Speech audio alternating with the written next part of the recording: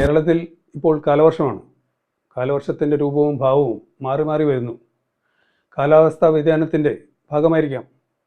2018 വലിയ വെള്ളപ്പൊക്കത്തിൽ ഞങ്ങൾക്കൊക്കെ ഇവിടെ, ഞാനിപ്പോൾ ആലുവയിൽ നിന്നാണ് സംസാരിക്കുന്നത്, വീട് വിട്ട് പോകേണ്ടി വന്നു. കനത്ത നാശനഷ്ടങ്ങളാണ് ഉണ്ടാക്കിയത്. ഈ സമയത്ത് നമുക്ക് ഭീതി വരുത്തുന്ന ഒരു വലിയ വിഷയമുണ്ട്. അത് മുല്ലപ്പെരിയാറാണ്. പല സംഘടനകളും പല രാഷ്ട്രീയ നേതാക്കളും ഈ വിഷയം മുമ്പോട്ട് കൊണ്ടുപോയിട്ടുണ്ട്.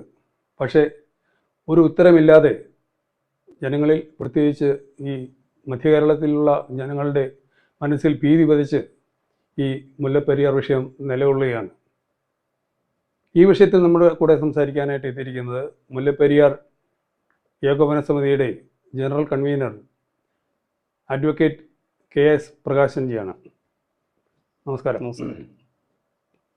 അദ്ദേഹം വളരെ നാളായി ഇതിൻ്റെ പിറകിൽ കാര്യമായിട്ടുള്ള പ്രവർത്തനങ്ങൾ നടത്തി വരികയാണ്. അപ്പോൾ ഈ മുല്ലപ്പെരിയാർ ഒരു ജല അണുബോംബ് ആണ് എന്ന് പറയുന്നത് ശരിയാണല്ലോ. നമ്മുടെ ഗുജറാത്തിൽ പണ്ട് 1979 മാച്ചു ഡാം പൊട്ടിയപ്പോൾ 25,000 പേരോളം ആണ് മരിച്ചത്. ശരിക്കും പറഞ്ഞാൽ എൻ്റെ കണക്ക് അതിലൊക്കെ കൂടുതലായിരിക്കാം. പക്ഷേ അതിനെ അപേക്ഷിച്ചിട്ട് ഈ മുല്ലപ്പെരിയാറിന് എന്തെങ്കിലും സംഭവിച്ചാൽ 1 കോടിയോളം ആൾക്കാരെ അത് അഫക്റ്റ് ചെയ്യുകയും ചെയ്യും. ലക്ഷക്കണക്കിന് ആൾക്കാർ മരിക്കുകയും ചെയ്യും. കേരളത്തിൻ്റെ സമ്പദ്ഘടന തന്നെ തകരാൻ സാധ്യതയുണ്ട്. പക്ഷേ ഇങ്ങനത്തെ ഒരു യാഥാർത്ഥ്യം നിലനിൽക്കുമ്പോൾ തന്നെ നമ്മുടെ രാഷ്ട്രീയക്കാരോ സംസ്ഥാന കേന്ദ്ര സർക്കാരുകളോ സുപ്രീം കോടതിയോ ഇതിൽ വേണ്ടത്ര ശ്രദ്ധ ചെലുത്തുന്നില്ല എന്നൊരു തോന്നലാണ് ഇവിടുത്തെ നിവാസികൾക്കുള്ളത്. പ്രത്യേകിച്ചും എറണാകുളത്തുള്ളവരും അതിനോട് സമീപ ജില്ലകളിലുള്ളവർക്കും. എന്താണ് ഇതിന് കാരണം? എന്തുകൊണ്ടാണ് ഈ അലംഭാവം? കേരളം പൊതുവെ നിസ്സംഗതയിലാണല്ലോ. ഏത് വിഷയമെടുത്താലും കേരളത്തിൽ ഒരു അരാജകത്വവും നിസ്സംഗതയും നിഴലിച്ചു നിൽക്കുകയാണ്. ഇപ്പോൾ കേരളീയ സമൂഹം അവനവൻ്റെ ഒറ്റപ്പെട്ട പ്രശ്നങ്ങളിൽ മാത്രമേ ശ്രദ്ധിക്കുന്നുള്ളൂ. പൊതുവായ സമൂഹത്തിന് ഗുണകരമായിട്ടുള്ള ഏതെങ്കിലും ഒരു പ്രത്യേക വിഷയത്തിൽ ഒന്നിച്ചു നിൽക്കുന്ന ഒരു പ്രവണത ഇപ്പോൾ കാണിക്കുന്നില്ല.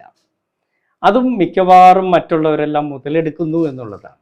രാഷ്ട്രീയക്കാർ മുതലെടുക്കുന്നുണ്ട്. അതുപോലെ മറ്റു സംസ്ഥാനത്തെ ഈ തമിഴ്നാടുമായി ബന്ധപ്പെട്ട ഈ മുല്ലപ്പെരിയാർ വിഷയത്തിലും ആ മുതലെടുപ്പ് കാണുന്നുണ്ട്. സർക്കാർ തലത്തിലും അനാസ്ഥകളുമുണ്ട് ഇതിനകത്ത്.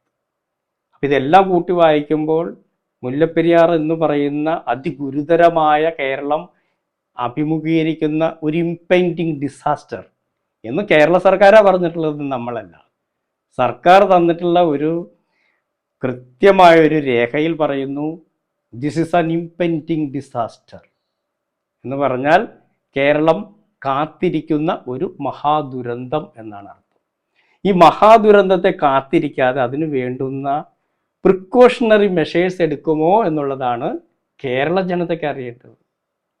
ഇപ്പോൾ 5 or 6 ജില്ലകളെ നേരിട്ട് എഫക്റ്റ് ചെയ്യുന്നു എന്നുള്ള കാര്യത്തിൽ ആർക്കാ സംശയമുള്ളത്? 6 ജില്ലകളിൽ 1.25 കോടി ജനങ്ങളാണുള്ളത്. അതുപോലെ തന്നെ ഒട്ടനവധി സ്ഥാപന ജംഗമ വസ്തുക്കളും സാമ്പത്തിക സ്രോതസ്സുകളും. അപ്പോൾ ഈ മുല്ലപ്പെരിയാറിൻ്റെ ഇപ്പോഴത്തെ സ്ഥിതി എന്താണ്? ഈ ഡാമിൻ്റെ അത് തകരാനുള്ള സാധ്യത എത്രയുണ്ടെന്നാണ് താങ്കൾ? നിശ്ചയമായും നമുക്കതിനെക്കുറിച്ച് പറയുമ്പോൾ ഇപ്പോൾ കേട്ടുകേഴ്വിയല്ല അത്.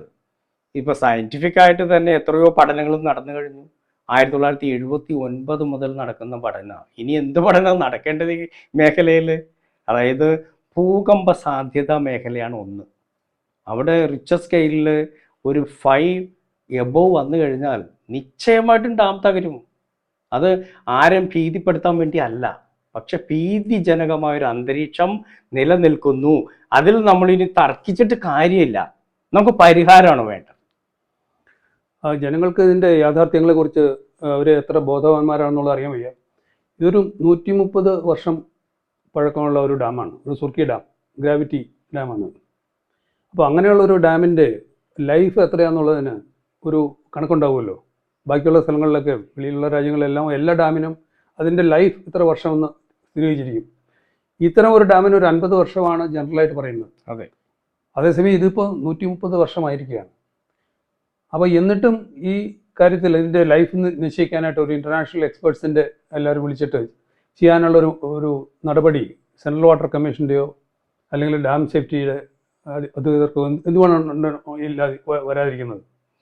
ഡാമിന്റെ സേഫ്റ്റിയെ സംബന്ധിച്ച് ആർക്കും യാതൊരു കൺസേൺ ഇനി വേണ്ടതില്ല. ഡാം സേഫ് അല്ല, പരക്കെ അംഗീകരിച്ചു കഴിഞ്ഞു. അത് മാത്രമല്ല ഞാൻ പറയുന്നത്, ഇതിന്റെ ഒരു ഡാമിന്റെ ലൈഫ് അസർട്ടൈൻ ചെയ്യാന്നൊരു പ്രക്രിയ ഉണ്ട്, അത് കഴിഞ്ഞു. അത് ചെയ്തിട്ടില്ലാരും. ഇന്റർനാഷണൽ ലെവലിൽ ഇന്റർനാഷണൽ അതോറിറ്റികൾ പലരും ഇവിടെ വന്ന് നടത്തിയ പഠന റിപ്പോർട്ടുകൾ ഇറങ്ങിയിട്ടുണ്ട്. 1990-കളിൽ ഇറങ്ങിയിട്ടുണ്ട്. അതുകൊണ്ടാണല്ലോ 95 വരെ തമിഴ്നാട് ഇതിനെ ബലപ്പെടുത്താൻ മുന്നോട്ട് വന്നത്. മെയിൻ്റനൻസ് നടത്തുക എന്ന് പറഞ്ഞാൽ എന്താ അതിൻ്റെ അർത്ഥം? ബലക്ഷയം വന്നിട്ടുണ്ടെന്നാണ്. മെയിൻ്റനൻസ് നടത്തിക്കഴിഞ്ഞ ഒരെണ്ണം എത്ര വർഷം നിലനിൽക്കുമെന്ന് നമുക്കറിയാം.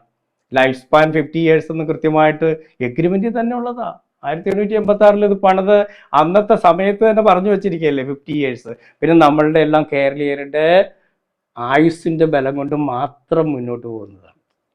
ഈ വളരെ പ്രസിദ്ധമായ വിദേശ മാധ്യമങ്ങളിൽ അടുത്ത കാലത്ത് ഒരു റിപ്പോർട്ട് വന്നിരുന്നു. അതിൽ പറയുന്നത് ബലക്ഷയം ബാധിച്ച പഴയ ഡാമുകളെ കുറിച്ച് ഉള്ളൊരു റിപ്പോർട്ടിൽ മുല്ലപ്പെരിയാറിൻ്റെ പേര് പ്രത്യേകം എടുത്ത് പറഞ്ഞിരുന്നു. ഇത് തകരാൻ സാധ്യതയുണ്ടെന്നും അതിനെക്കുറിച്ച് ഉള്ള കാര്യങ്ങളൊന്നും ഇവിടെ നടക്കുന്നില്ലെന്നും. അപ്പോൾ അതൊന്നും ഈ അധികാരികളുടെ ശ്രദ്ധയിൽപ്പെടുന്നില്ലേ? അധികാരികളെ സംബന്ധിച്ചിടത്തോളം ഇതിൽ 3 കാഴ്ചപ്പാടാണുള്ളത്.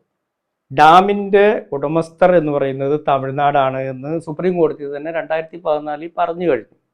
എന്നാൽ ഈ വസ്തു ഉടമ ആരാ? കേരള മണ്ണാണത്. ആ കേരളത്തിൻ്റെ മണ്ണിൽ നിന്നിട്ട് ഈ ഡാം കൊണ്ടുള്ള ഉപയോഗം കേരളത്തിനില്ല. കേരളത്തിൽ നിന്നും ഈ വെള്ളം ഡൈവേർട്ട് ചെയ്ത് തമിഴ്നാട്ടിലേക്ക് കൊണ്ടുപോകാനാണ് എഴുതി വെച്ചിട്ടുള്ളത്. പക്ഷെ ഇതിനെ കെട്ടി നിർത്തിക്കൊണ്ട് അവരുടെ ആവശ്യത്തിന് വേണ്ടി ഒരു ടണൽ വഴി അവർ അത്യാവശ്യം കൊണ്ടുപോകുന്നു. അവിടെ ഒരു നിശ്ചിത സ്കെയിൽ അത് എത്തി അതിൻ്റെ ലെവൽ വരുമ്പോൾ മാത്രം കേരളത്തിന് ഭീഷണി വരുന്നു എന്ന് പറയുമ്പോൾ മാത്രം അതിൻ്റെ ലെവൽ കുറയ്ക്കുന്നു. ഇതാണ് പ്രക്രിയ. ഇതല്ല വേണ്ടത്. ഈ മുല്ലപ്പെരിയാർ ഡാമിനെ സംബന്ധിച്ചുള്ള 1886 എഗ്രിമെന്റ് തന്നെ റദ്ദാക്കപ്പെടേണ്ടത് ഒന്നാണ്. അത് കൺസേൺ കേരള സർക്കാരിനുണ്ടെങ്കിൽ 1970 2ാമത്തെ അനുബന്ധ ഉടമ്പടിയിൽ അതുമായി ബന്ധപ്പെട്ട കാര്യങ്ങൾ ചെയ്യുമായിരുന്നു. ചെയ്തില്ല. ഈ 1970 ശ്രീ അച്യുതമേനോൻ മുഖ്യമന്ത്രിയായിരുന്ന സമയത്താണ് ഈ കരാറ് പുതുക്കുന്നത്. അതെനിക്കൊന്ന് 100 വർഷം കഴിഞ്ഞിട്ടാണ് പുതുക്കിയെന്ന് തോന്നുന്നു അല്ലേ?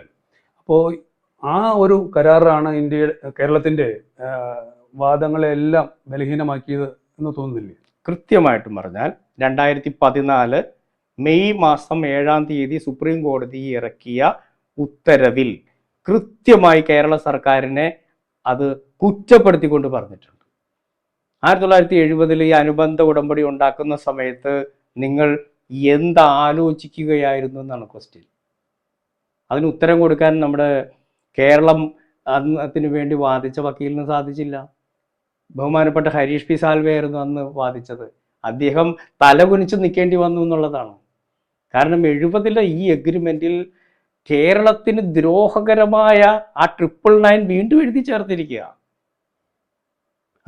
അത് ഈ എഗ്രിമെന്റ് പുതുക്കേണ്ട ആവശ്യം തന്നെ ഉണ്ടായിരുന്നില്ല. ആ എഗ്രിമെന്റ് റീനെഗോഷിയേറ്റ് ചെയ്ത് ഒന്നുകിൽ വേറെ ഒരു എഗ്രിമെന്റ് ഉണ്ടാക്കിയോ കേരളത്തിന് അനുകൂലമായ കാര്യം ചെയ്യുന്നതിനുള്ള ഒരു വലിയൊരു അവസരമായിരുന്നത്. അതാണ് പഴയപ്പോയത്. അതിൽ പ്രത്യേകിച്ചും ഈ നമ്മുടെ തമിഴ്നാട്ടിന് കൊടുക്കുന്ന ഇലക്ട്രിസിറ്റിയുടെ വില വളരെ കാലങ്ങളായിട്ട് ഒരേ വില ആണല്ലോ കൊടുത്തിട്ടുള്ളത്. അതിലും വലിയൊരു തീർച്ചയായിട്ടും അത് അങ്ങ് ചോദിച്ചത് വലിയൊരു കാര്യമാണ്. കേരളത്തിന്റെ മണ്ണിൽ നിൽക്കുന്ന ഈ ഡാമിൽ നിന്നുള്ള വെള്ളം ഉപയോഗിച്ചുകൊണ്ട് 1970 അനുബന്ധ കരാറിൽ ഹൈഡ്രോ ഇലക്ട്രിക് പവറിന് വേണ്ടി കേരള സർക്കാർ കൊടുത്ത എഗ്രിമെന്റിൽ മെഗാവാട്ടിന്റെ കണക്ക് പറഞ്ഞിട്ടുണ്ട്. 1970 എന്ന് ഓർക്കണം. ഇപ്പൊ എത്ര വർഷമായി? അന്നുണ്ടായിരുന്ന അതേ യൂണിറ്റ് അടിസ്ഥാനത്തിലുള്ള തുകയാണ് ഇപ്പോഴും വാങ്ങിച്ചുകൊണ്ടിരിക്കുന്നത്. അത് റിവൈസ് ചെയ്തിട്ടില്ല. അതൊന്നും.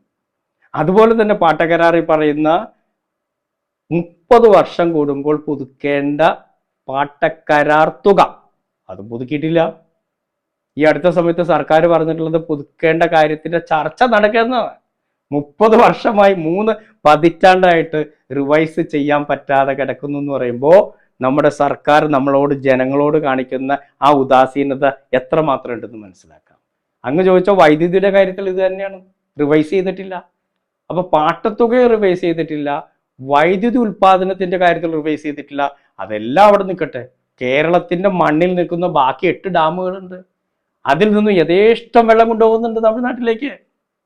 അതിന് കണക്കൊന്നുമില്ല, ഒരു കണക്കും. അതിന് വെള്ളം എത്ര കൊണ്ടുപോയിന്നോ, എത്ര യൂണിറ്റിനുള്ള പണം നമുക്ക് തന്നോ, യാതൊരു രേഖയും എവിടെയും ഇല്ല. അതുപോലെ തന്നെ ഈ മുല്ലപ്പെരിയാർ ഡാമുമായി ബന്ധപ്പെട്ട എഗ്രിമെന്റിന് ശേഷം 2600 TMC വെള്ളം തമിഴ്നാട്ടിലേക്ക് കൊണ്ടുപോയിട്ടുണ്ട്. ഒരു TMC എന്ന് പറഞ്ഞാൽ എത്ര? 100 കിലോമീറ്റർ നീളം, 100 കിലോമീറ്റർ വീതി, 30.48 മീറ്റർ ആഴം വരുന്ന പ്രദേശമാണ് ഒരു TMC. 2600 TMC വെള്ളം തമിഴ്നാട്ടിലേക്ക് കൊണ്ടുപോയി കഴിഞ്ഞു. ഈ വെള്ളത്തിനനുസൃതമായിട്ട് തമിഴ്നാട് അവിടെ കാർഷിക മേഖലയെ പുഷ്ടിപ്പെടുത്തി. പക്ഷെ കേരളത്തിന് എന്തുണ്ട്? കേരളത്തിൽ ഇപ്പോഴും ഒരു മുറം പച്ചക്കറിയായിട്ട് നടക്കുക. തമിഴ്നാട്ടിൽ നിന്നും ആന്ധ്രാപ്രദേശിൽ നിന്നും വരണം ഇവിടുത്തെ കാര്യത്തിന്. നമുക്ക് എന്തും മെച്ചമുണ്ട്. ഇപ്പോൾ ഈ മുല്ലപ്പെരിയാർ ഡാം സംബന്ധിച്ച് പല പോംവഴികളും മുമ്പിൽ വന്നിട്ടുണ്ട്. അതിൽ ഏറ്റവും അവസാനം വന്ന ഒരു പുതിയൊരു ചർച്ച, അത് നേരത്തെ വന്നിരുന്നതാണ്. അത് രണ്ടാമത് അതിനെ എന്ന് കൂടുതൽ ശരിയാണെന്ന് പറയുന്ന ഒരാൾ മറ്റേ മെട്രോമാൻ ഈ ശ്രീധരനാണ്. അപ്പോൾ അദ്ദേഹം പറഞ്ഞു, നേരത്തെ ഉണ്ടായിരുന്ന ഒരു ടണൽ പദ്ധതി അത് ചെയ്യുകയാണെങ്കിൽ ഇത് കേരളത്തിന് ഗുണകരമാകും, ഈ ബലക്ഷയം കൊണ്ട് ഈ ഡാം തകരാൻ സാധ്യത കുറയ്ക്കും എന്ന് പറഞ്ഞിട്ടുണ്ടല്ലോ. അപ്പോൾ അതേക്കുറിച്ച് എന്ത് പറയുന്നു? കൃത്യമാണത്. സുപ്രീം കോടതിയുടെ 2014 വിധിയാണ് ഇപ്പോൾ ലൈവായിട്ട് നിൽക്കുന്നത്. വേറൊരു കാർ പാർക്കിംഗ് കേസ് ഇപ്പം നിലവിലുണ്ട്, അത് നമുക്കിതിലൊരു വിഷയമല്ല. പക്ഷെ എന്നാലും ആ കേസിൽ ഒരു 11 ഇഷ്യൂസ് സുപ്രീം കോടതി മുന്നോട്ട് വെച്ചിട്ടുണ്ട്. പാട്ട കരാറുമായിട്ട് ബന്ധപ്പെട്ട കാര്യങ്ങളിൽ റീഓപ്പൺ ചെയ്യാവുന്ന ഒരു പൊസിഷൻ ഉണ്ടാക്കിയിട്ടുണ്ട് സുപ്രീം കോടതി. നമ്മൾ കുറ്റം പറയുന്ന ജുഡീഷ്യറിയാണ് എപ്പോഴും, ജുഡീഷ്യറി അല്ല കുറ്റക്കാരൻ, നമ്മൾ തന്നെ കുറ്റക്കാരൻ. ഈ പറഞ്ഞ ഈ ടണൽ നിർദ്ദേശം യഥാർത്ഥത്തിൽ 2014 വിധിയിലുണ്ട്. 2014 വിധി 151 നമ്പർ പേജിൽ കൃത്യമായിട്ട് ഖണ്ഡിക കൃത്യം 211 പറയുന്നുണ്ട്.